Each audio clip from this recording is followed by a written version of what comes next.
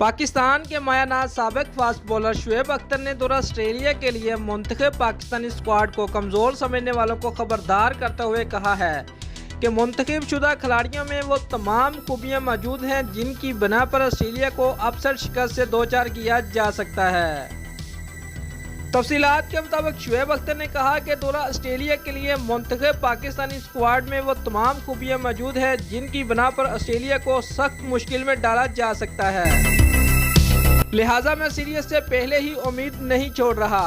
बहुत से लोग पाकिस्तानी टीम को कमज़ोर करार देते हुए शिकस्त उसका मुकद्दर बना रहे हैं, लेकिन मेरे ख्याल में जहां तक कप्तानी का ताल्लुक है तो अगर दफाई अंदाज अपनाने की बजाय अगर वो ऑस्ट्रेलिया के खिलाफ बहादुराना और जरहाना क्रिकेट खेलें तो नताज मुख्तलिफ हो सकते हैं। उन्होंने मजीद कहा कि जहां तक कौमी टीम की कारकर्दगी की बात है तो नौजवानों पर मुश्तमिल टीम आसमान की बुलंदियों पर भी पहुंच सकती है और नौजवान खिलाड़ी इस दौरे से बहुत मुफीद और कीमती सबक सीखेंगे। इस दौरे में नौजवान खिलाड़ियों के न सिर्फ फिटनेस के मेयार का पता चलेगा बल्कि जहनी मजबूती भी खिलकर सामने आएगी।